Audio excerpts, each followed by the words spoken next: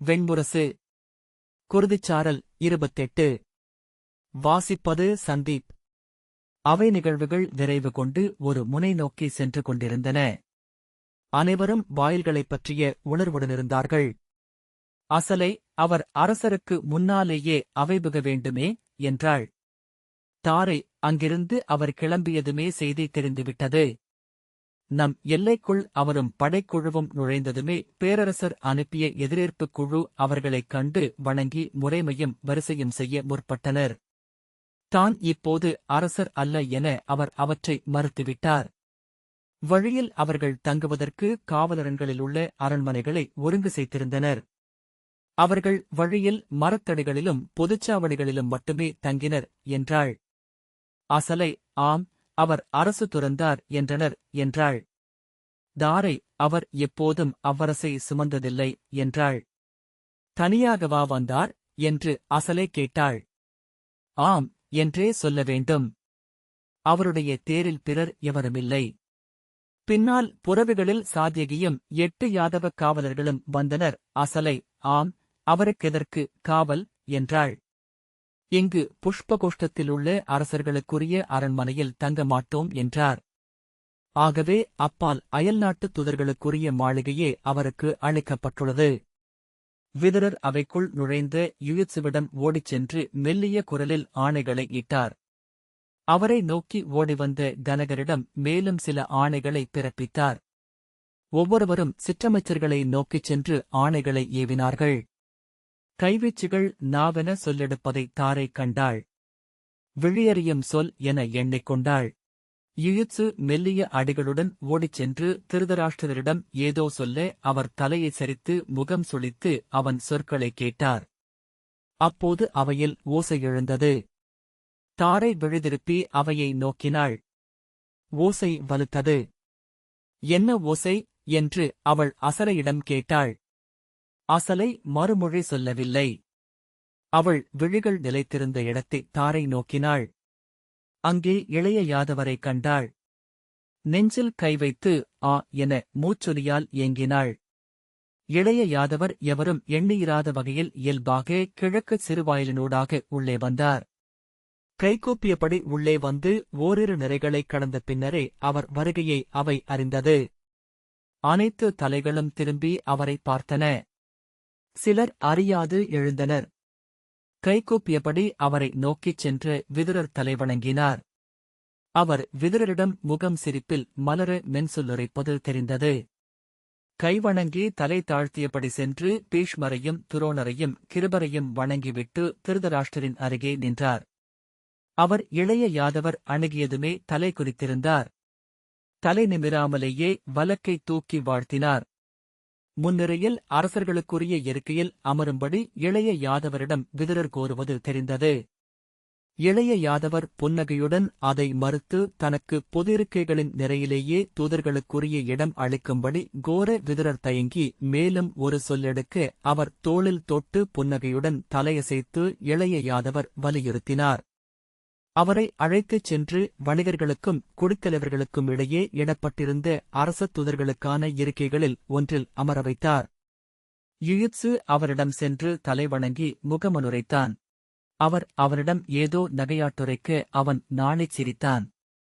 இளைய யாதவர் அரசு பீடத்தில் அமராது எளிய தூதர்களுக்கான பீடத்தில் அமர்ந்த செய்தி அவை முழுக்க மெல்ல ஓர் அலை போல பரவிச் செல்வதை கண்களால் பார்க்க முடிந்தது. அவைக்குள் நுழைந்த கனகர் யுயுத்சுவை நோக்கி கை காட்டினார். யுயுத்சு நிமித்திகரிடம் ஆணையிட முதுநிமித்திகர் அரச மேடையிலெழுந்து தன் வெள்ளிக்கோலை மும்முறை சுழற்றினார். அவை ஓசையடங்கி அமைதி கொண்டது. யுயுத்சுவும் கனகரும் வெளியே சிற்றடி வைத்து ஓடினர். வாயிலில் மேலாடையை சீரமைத்தபடி விதுரர் நின்றார். நிமித்திகர் உரத்த மணிக்குரலில் அவை வெல்க, விண்சூழ் மூதாதையர் புகழ் கொள்க, வெளியாளும் தெய்வங்கள் நிறைவு கொள்க, இத்தருணம் இதிலமைந்த அனைவரின் உள்ளங்களாலும் முழுமை கொள்க. ஆம், அவ்வாறே ஆகுக என்றார். வெள்ளிக்கோலைச் சுழற்றி அவையோர் அறிக.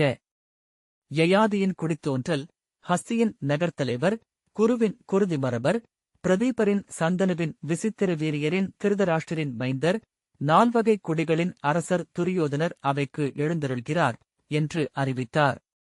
அவையிலமர்ந்த தலைவர்கள் தங்கள் குடிக்கொறி கொண்ட கோல்களையும் கைகளையும் தூக்கி, மாமன்னர் துரியோதனர் வாழ்க, குருகுல மூத்தோன் வாழ்க, அஸ்தனபுரி வெல்க என வாழ்த்தொலி எழுப்பினர்.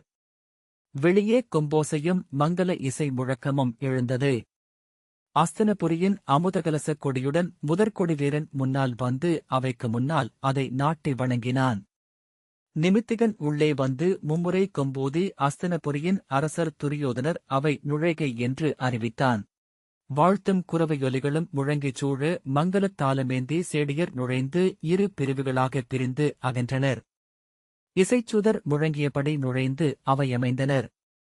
கைகூப்பியபடி அவை நுழைந்து துரியோதனனை அவையின் வலது பக்கத்திலிருந்து பொற்குடங்களில் நீருடன் சென்று வைதிகர் வேதம் ஓதி வாழ்த்தி நீர் தெளித்து எதிர்கொண்டார்கள். அவர்கள் அரச மேடையேறி கங்கை நீர் தெளித்து தூய்மை செய்த அரியணையில் விதுரர் அழைத்துச் செல்ல துரியோதனன் சென்று அமர்ந்தான். இடப்பக்க சிறுவாயிலினூடாக சுடர்த்தாளமேந்திய மங்களச் சேடியர் உள்ளே வர அவர்களுக்குப் பின் பானுமதி கைகூப்பியபடி அரச மேடையை அடைந்து துரியோதனனுக்கரு அரியணையில் அமர்ந்தாள். அவை வாழ்த்து கூவ சேடியர் குரவையிட மங்கள இசை அனைத்தையும் ஒன்றென திரட்டி அக்கூடத்தை நிறைத்தது. அஸ்தனபுரியின் தொல்குடி மூத்தவர்கள் 7 பொற்தாளத்தில் மணிமுடியைக் கொண்டு வந்து அழிக்க வைதிகர் அதை எடுத்து துரியோதனனுக்கு சூட்டினர். அவையமர்ந்தோர் அரிசியும் மலரும் தூவி வாழ்த்தினர். குடிமூத்தோர் கொண்டு வந்த செங்கோலை பெற்று துரியோதனன் அணிக்கோலம் கொண்டமர்ந்தான். வேதமோதி வாழ்த்தி நின்ற வைதிகர்களுக்கு 2 ஏவலர் கொண்டு வந்த தாளத்திலிருந்து பொன்னாணயங்களை 2 கைகளாலும் அள்ளி பணிந்து கொடையளித்தான். அதன் பின்னர் 5 குடிகளிலிருந்தும் அஸ்தனபுரியின் மக்கள் மூவராக மேடையேறி அவனிடமிருந்து கொடைகளைப் பெற்றுக்கொண்டு வாழ்த்தி இறங்கினர். 7 புலவர்கள் துரியோதனனைப் பற்றி அவர்கள் இயற்றிய பொதுச் செயல்களைப் பாடி பரிசில் பெற்றனர். கனகர் பொற்தாளத்தில் கொண்டு வந்து 3 அரசாணை ஓலைகளைத் தொட்டு அவன் ஏற்க அவர் அவற்றை மேடையில் படித்து அறிவித்தார். அஸ்தனபுரியின் வடகிழக்கு எல்லையில் அமைந்த மூவழியன் ஆலயத்திற்கு நெய்விளக்கேற்றுவதற்கான நிலக்கொடையும் ஆயர்குடியினருக்கு புதிய புல்வெளிக்காவல் அமைப்பொன்றை உருவாக்குவதற்கான ஒப்புகையும் ஸ்திரிய கொடிகளுக்கு கங்கை கரையில் புதிய கொற்றவை ஆலயம் அமைப்பதற்கான ஏவலும் மேடையில் அறிவிக்கப்பட்டன. அவற்றை கோல் தூக்கி நிலம் பொலிக, குடி வாழ்க, தேவர்கள் பெருகுக என வாழ்த்தி அவை ஏற்றுக்கொண்டது. தாரை அவை நிகழ்வுகளை மெல்லிய பதற்றத்துடன் நோக்கிக் கொண்டிருந்தாள். இளமையிலிருந்தே அவள் மீண்டும் மீண்டும் பார்த்தவை அவை. மச்ச நாட்டிலிருந்து அஸ்தனபுரிக்கு வந்தபோது அங்கிருந்த ஒவ்வொன்றும் அவளுக்கு திகைப்பும் அச்சமும் அளித்தன. நகரின் மாபெரும் கோட்டை அவள் மூதன்னே சொன்ன கதைகளில் வரும் பாதாளத்து நாகமாகிய கதிரவை போல் தோன்றியது. அக்கோட்டைக்குள் நுழையும்போது நாகத்தால் விழுங்கப்படுபவளாகவே உணர்ந்தாள். அஞ்சி மெய்ப்பு கொண்டு அருகிருந்து முதிய சேடியின் உடலுடன் ஒட்டி கண்களை மூடி விம்மி அழுதாள். அவளை அணைத்து சேடி, அஞ்சற்க அரசி, இப்பெருநகரில் அரசியென தாங்கள் நுழைவது மச்சர் குலத்திற்கு பெருமை. சதுப்புகளில் மீன் வேட்டையாடி முதலையூன் உண்டு வாழும் நாம் இதோ அஸ்தனபுரியின் உறவினர் என அறிவிக்கப்பட்டிருக்கிறோம். தங்கள் வயிற்றில் பிறக்கும் மைந்தர் க்ஷத்திரிய குடியினர் என்று பாரத வருஷத்தால் ஏற்கப்படுவார்கள். தாங்கள் நம் கொடியின் முகப்புக் கொடி. நாம் வெல்லவிருக்கும் பெருமேனைப் பற்றுவதற்காக வீசிய தூண்டில். கொழுமுனையே தாங்கள். தங்கள் உறுதியாலேயே நம் குலம் எண்ணிய அனைத்தையும் ஏத வேண்டும் என்றாள். அஸ்தனபுரியின் விரிவான சடங்குகளும் முறைமைகளும் அணிச்சொற்களும் அவளுக்கு முற்றிலும் புரியாத நாடகம் போல் இருந்தன. ஒவ்வொரு முறையும் திகைத்துச் சொல்லிழந்து நின்றாள். பின்னர் ஓரக்கண்ணால் நோக்கி பிறர் செய்வதைப் போலவே செய்வதற்கு கற்றுக்கொண்டாள். உடலிலும் நாவிலும் பழக்கமென அவை அமைந்த பின்னர் எண்ணத்திலிருந்தே விலகிச் சென்றன. வெற்றுச் சடங்குகளும் பொருளற்ற சொற்களும் மீள மீள நிகழும் நீண்ட பகல்கள். களைத்து உறங்கிக் கடந்து போகும் குறுகிய இரவுகள். நாட்களும் மாதங்களும் ஆண்டுகளும் கடந்து சென்றன. அவள் தனக்குரிய சிறிய உலகொன்றை தன் அறைக்குள் உருவாக்கிக் கொண்டாள். சோலைச்சுனையின் மீன்களை அவளை மச்ச நாட்டுக்கு கொண்டு செல்ல போதுமானவையாக ஆயின. பிறகெப்போதோ அனைத்துச் சடங்குகளும் பொருள் கொண்டவையாக தெரியத் தொடங்கின. அது எப்போது தொடங்கியது என்று அவளால் உணர முடியவில்லை.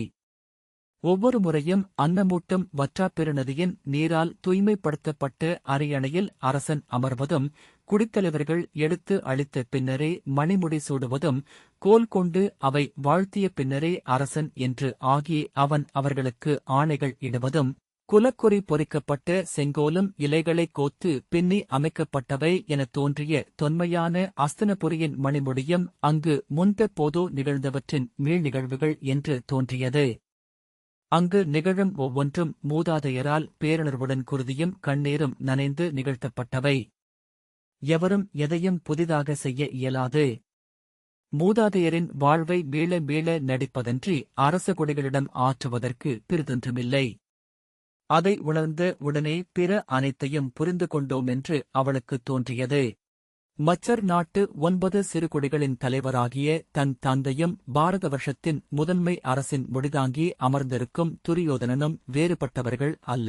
அரசென்றும் கோலென்றும் நெறி என்றும் அமைவதனைத்தும் ஒன்றே. அரசுச் சடங்குகள் ஒவ்வொன்றாக நிகழ்ந்து முடிந்தன. விதுரர் அவை முகப்பில் தோன்றி கையுயர்த்தி அவை சிறப்படைக, முடிமன்னர் வெல்க என்றார். அஸ்தினபுரிக்கு இன்று ஒரு நன்னாள். அவை மங்கலம் நிறைந்துள்ளது. அஸ்தினபுரியின் அரசர் தன் குடிமூத்தாரின் நெறிநின்று கொடையும் அறமும் ஆற்றி நிறைவு கொண்டுவந்திருக்கிறார். இந்தப் பெருநாளில் நம் பேரரசரின் இளையோர் பாண்டுவின் மைந்தர்கள் தங்கள் தூதரென யாதவகுலத்து பெருவீரரும் சாந்தீபனி மெய்மரபின் இன்றைய முதலாசிரியருமான இளைய யாதவரை இங்கு எழுந்தருளி தங்கள் தூதராக சொல்வைக்கும்படி அனுப்பியிருக்கிறார்கள். அவர் அளிக்கும் தூதை இந்த அவை நின்று கேட்க நாம் நல்லோள் கொண்டுள்ளோம். அவ்வாறே ஆகுக என்றார். இளைய யாதவர் கைகூப்பியபடி எழுந்தபோது அவை முற்றமெய்திக் கொண்டிருந்தது. அஸ்தினபுரியின் பிதாமகரையும் ஆசிரியர்களையும் அவையமர்ந்த பேரரசரையும் அரியணை ஏறிய அரசரையும் ஆன்றோர் நிறைந்த தொல்லவையையும் வணங்குகிறேன். மதுவனத்து சூரசேனரின் பெயர் மைந்தனும் யாதவ குடியினனுமாகிய நான் அஸ்தினபுரியின் பாண்டுவின் மைந்தர் யுதிஷ்டிரரின் அவைத்தூதனாக இங்கு வந்து அவருடைய சொற்களை முன்வைக்க பணிக்கப்பட்டுள்ளேன். என் சொற்கள் கனிந்த நன்னிலத்தில் விழுந்த விதைகள் என்றாகுக. மலரும் கனியும் கொண்டு 100 மேனி பொலிக. இத்தருணத்தின் தெய்வங்கள் தங்கள் முழு அருளையும் சொரிக. நலம் சூழ்க என்று வாழ்த்தினார். தாரை அத்தருணத்தின் எடை தாழாமல் பெருமூச்சு விட்டாள். காலம் நின்றதன் எடை அது. அது பனிமலைகள் போல குளிர்ந்தது. இளைய யாதவர் அவையேரே, தங்களில் பலர் அறிந்திருப்பீர்கள். அஸ்தினபுரியின் பேரரசர் திருதராஷ்டிரின் தூதுச் செய்தியுடன் அவருடைய சொல்லணுக்கராகிய சஞ்சயன் சில நாட்களுக்கு முன் உபப்பிலாவியத்தை வந்தடைந்தார். அங்கு குடிகளனைவரும் அமர்ந்த பேரவையில் அரசரின் தனிச் செய்தியை அவர் சொல்லில்தான் உரைத்தார் என்றார். அரசரின் சொற்கள் இவை: எந்நிலையிலும் எதன் பொருட்டும் தன் மைந்தரை பாண்டுவின் மைந்தர்கள் கொல்லலாகாது. அதற்கு வழியமைக்குமென்பதனால் அவர்கள் படையெழுச்சியை மறுசொல்லின்றி கைவிட வேண்டும். ஆன்றோரே, அஸ்தினபுரியின் அரசர் என்றல்ல, மைந்தரைப் பெற்ற தந்தை என்று நின்று அச்சொல்லை பேரரசர் முன்வைத்தார். பாண்டுவின் மைந்தரின் முதற்றாத என நின்று அவர் அக்கோரிக்கையை ஆணை என்றும் மன்றாட்டென்றும் முன்வைத்திருந்தார். அவையிலெழுந்து அதை சஞ்சயன் உரைத்தபோது பாண்டவ முதல்வராகிய யுதிஷ்டிரர் விழிநீர் மல்கி தந்தையின் ஆணை தலைமேற்கொள்ளப்பட்டது, மறுசொல்லோ மறு எண்ணமோ எனக்கில்லை. எந்நிலையிலும் பாண்டவர்கள் கௌரவர்களுக்கெதிராக படைமுகம் கொள்ள மாட்டார்கள் என்றார். பாண்டவர் தரப்பிலிருந்து படையெழுச்சி நிகழாதென்றும் எப்படை கலத்தாலும் எங்கும் பாண்டவர்கள் கையால் கௌரவர்கள் தாக்கப்பட மாட்டார்கள் என்றும் ஆணையுரைத்தார்.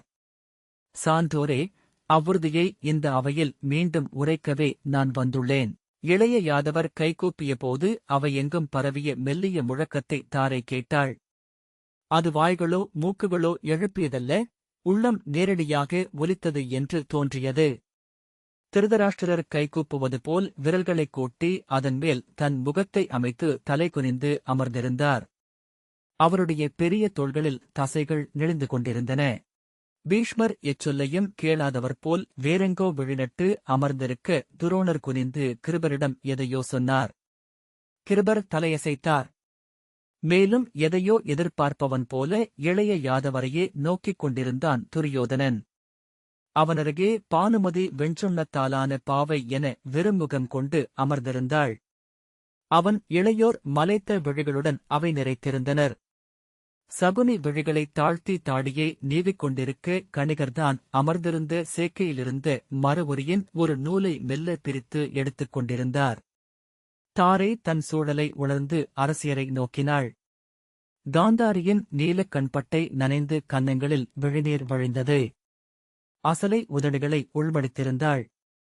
ஆனால் பிற அரசியர் அனைவரும் என்ன நடக்கிறதென்றே தெரியாமல் விழியொழிந்த தோற்றம் கொண்டிருந்தனர். இந்த அவையில் பாண்டவரின் தரப்பில் நின்று நான் அறிவிப்பது ஒன்றே, போர் அகன்றுவிட்டது என்று இளைய யாதவர் சொன்னார். பாண்டவர்கள் இனி அஸ்தினபுரியிடம் கோருவதென ஏதுமில்லை.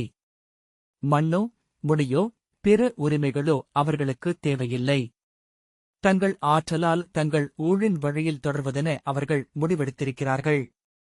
இந்த அவையில் பிதாமகரையும் ஆசிரியர்களையும் பேரரசரையும் பேரரசியையும் தன் இளையோனாகிய அஸ்தினபுரியின் அரசரையும் உடன்குருதியினர் அனைவரையும் வணங்கி வாழ்த்துரைத்து யுதிஷ்டிரர் அனைத்து நலமும் சூழ்க என்கிறார். அவர் சொல் இந்த அவையில் திகழ்க என்றார். அவை மெல்ல சொல்லடங்கியது. இளைய யாதவர் மேலும் உரைக்கப் போகும் ஒன்றுக்காக செவிகூர்ந்தது. அவையோரே, இதனால் விளைவதென்ன என்று நன்கறிந்து யுதிஷ்டிரர் இதை இயற்றியிருக்கிறார் என்றறிக. தந்தையென நின்று திருதராஷ்டிரர் சொன்னவற்றுக்கு தலை கொடுத்து இம்முடிவை அவர் எடுத்திருக்கிறார். ஆனால் செயல்களே வரலாறு, ஏன்களும் எவ்வாறுகளும் அல்ல.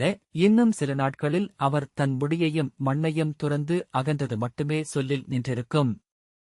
அது அச்சமுடைமை என்றும் ஆண்மையின்மை என்றும்தான் விளக்கப்படும் என இளைய யாதவர் சொன்னார். விட்டுச் செல்வது எளிதல்ல, அவருடன் இணைந்து படைமுகம் வரை வந்த அரசர்களை கைவிடுவதுதான் அது. அவர்கள் இப்பக்கம் உங்களுடன் இணைந்த அரசர்களால் இனி வேட்டையாடப்படுவார்கள், கொன்று உண்ணப்படுவார்கள். அறிக, யுதிஷ்டிரர் அவர்களுக்குச் செய்தது பெரும் அறமின்மை. தந்தை சொல்லின் பலிபீடத்தில் தோழர்களை குருதியளிக்கிறார். உளமு வந்து அவர் அதை செய்ய முடியாது. அவர்கள் ஒவ்வொருவரும் அவர் விழிமுன் எழுந்து மெய்யுருக சொல்லிகழ நெறியா என்று கேட்பார்கள். அவர்களின் நோக்குக்கு முன் அனல் முன் என்பிலி என சுருண்டு துடிக்காமல் அவர் இனி எஞ்சிய வாழ்நாளை கடக்க முடியாது. இளைய யாதவரின் சொற்கள் அவையெங்கும் உணர்வலை ஒன்றை பரவவிடுவதை தாரை கண்டாள். கைகளை மார்பில் கட்டி பார்வையை மறுபக்கமிருந்த தூணொன்றில் நிலைக்கவிட்டு முற்றிலும் உணர்வற்ற கற்சிலை முகத்துடன் துரியோதனன் அமர்ந்திருந்தான். அவருக்கிருக்கும் ஆறுதல் ஒன்றே, தோழரைக் கைவிட்டு அவர் எதையும் ஈட்டவில்லை என்பது. ஐவரும் தங்கள் அரசியரையும் மைந்தரையும் அன்னையையும் அழைத்துக் கொண்டு அறியா நிலம் நோக்கி செல்ல வேண்டும். மலைவேடர்களாகவோ மச்சர்களாகவோ வாழ வேண்டும். இனி அரண்மனையோ படைத்துணையோ குடியோ கோட்டையோ இல்லை. பாண்டவின் பெயரன்றி அவர்கள் கொண்டு செல்வதேதும் இல்லை. குடியலிகளாக அவர்கள் வாழ்ந்து மடிய வேண்டும். மேலும் பல தலைமுறைகளுக்குப் பின் அவர்களுக்குரிய குடி உருவாகி வரக்கூடும். அதுவரை பாண்டவின் பெயரை மலைவேடர்மைந்தர்களே சூடியிருப்பர். இங்கு கொடியும் கோட்டையுமாக சொல்கொண்டு தார்த்தராஷ்டிரர்கள் அமர்ந்திருக்கையில் பாண்டவர்கள் அங்கே அவ்வண்ணம் ஆக வேண்டுமென்பதே தெய்வங்கள் வகுக்க முதற்றாதை சொல்லில் எழுந்தது என்றால் அதுவே நிகழ்க. இளைய யாதவர் தலைவணங்கி அமர்ந்ததும் அவையில் சொல் என ஏதும் எழவில்லை. ஆனால் தொண்டை தீட்டும் ஒலியும் மூச்சொலிகளும் உடலசைவில் அணிகள் எழுப்பும் ஓசைகளும் கேட்டுக் கொண்டிருந்தன. அனைத்து விழிகளும் துரியோதனனையே எதிர்பார்த்திருப்பதை தாரை கண்டாள். அசலை மெல்ல அசைந்து நீள்மூச்செறிந்து தலை சரித்து தாரையின் காதில் அவர் ஒரு சொல்லும் உரைக்கப் போவதில்லை என்று சொன்னாள். தாரை அந்த அமைதியின் உச்சநிலையில் எரிபட்ட கந்தகக் குவை என பெருங்குரலுடன் துரியோதனன் எழக்கூடும் என எதிர்பார்த்தாள்.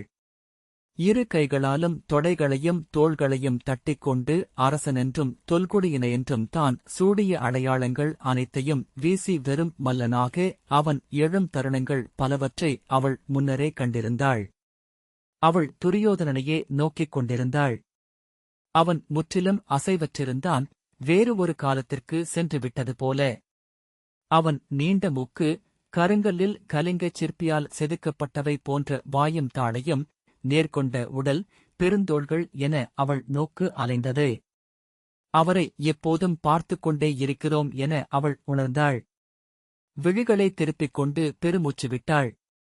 இக்கணம் அவர் எழுந்து அரசுரிமையில் பாதியை தன் உடன்குருதியினருக்கு அளித்து அறத்தாறு நிற்பதாக அறிவித்தால் மகிழ்வோமா? அவளுக்கு அவ்வினாவே பொருளற்றதாகத் தோன்றியது. ஆனால் அவ்வினா ஏன் எழுந்தது? அதைவிட தன் உள்ளத்தில் அதற்குரிய விடை என என்ன எழுகிறதென்று நோக்கலாம். அவள் சலிப்புடன் தலையசைத்தாள். எதிரில் அமர்ந்திருக்கும் கௌரவர்களை ஒவ்வொருவராக நோக்கினாள். துச்சலன், துர்மதன், சலன், சகன், துர்மர்ஷனன், துர்முகன், சத்வன், சுலோசனன், சித்ரன், சாரசித்ரன், ஊர்ணநாபன், நந்தன், உபநந்தன், சித்ரபாணன், சுபாகு. அனைவரும் அவரே என்று முதல் நோக்கிற்கு தோன்றினர். இயல்பாக விழிதூக்கிய போது அவையமர்ந்த அனைவருமே அவர் முகம் கொண்டிருப்பதாக தோன்றி திகைப்பு எழுந்தது. ஆனால் அவர்கள் அவர் அல்ல. விழிநட்டு நோக்க நோக்க ஒவ்வொருவரும் அவரிடமிருந்து கூறிய வேறுபாடு கொண்டனர். அமர்வின் கோணலால், முகத்தின் பிழையால், விழிகளின் மங்கலால், தோள்களின் வடிவால், நெஞ்சின் விரிவால், விழித்தொட்டறிய முடியாத ஏதேதோ கூறுகளால் அவர்கள் அவர் அல்லாதாயினர். அவர்களினூடாகச் சென்று அவர் தன் முழுமையை அடைந்துவிட்டிருக்கிறார் என்பது போல. ஒவ்வொருவரும் அவரே, ஆனால் ஒவ்வொருவரையும் ஒவ்வொரு வகையில் உதறிக் கடந்து சென்றே அவர் அவ்வாறு ஆகியிருக்கிறார். மீண்டும் அவள் துரியோதனனை நோக்கினாள். சிம்மங்களும் வேங்கைகளும் கொள்ளும் முற்றமைதி. தனக்கு அப்பால் உலகே இல்லை என்பது போல் முற்றிலும் தன்னுடலுக்குள்ளேயே அமைதல். முற்ற நிறைந்து ஒரு துளிசொட்டா கலம்போல. குழல் கற்றைகள், நேர்நெற்றி, கூர்மீசை, அழுந்திய உதடுகள், குமிழ்ந்த முகவாய், மல்லர்களுக்குரிய காளை கழுத்து.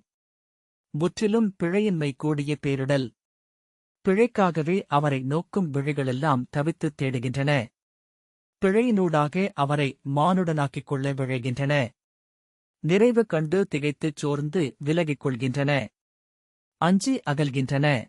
பின்னர் வெறுக்கத் தொடங்குகின்றன. அங்கே அமர்ந்திருப்பவர்களில் எவரேனும் துரியோதனனை நோக்குகிறார்களா?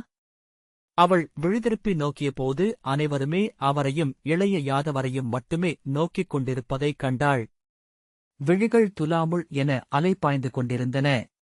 அவள் இளைய யாதவரைக் கண்டாள். சற்றே சரிந்த துலாத்தட்டு அளிக்கும் பொறுமையின்மையுடன் அன்றி அவரை பார்க்க முடிவதில்லை. படையாழியும் வேய்குழலும் நிகர்கொள்ளலாகுமா? குழல் சூடிய அப்பேலி ஒரு துலாமுள். அவள் திரும்பி காந்தாரியை பார்த்தாள். எவரும் எதுவும் சொல்லாமல் பொழுது கடந்தது. ஒரு கணத்தில் அவ்வெண்ணம் அவளுக்கு எழுந்தது. எவர் என்ன சொல்ல முடியும்?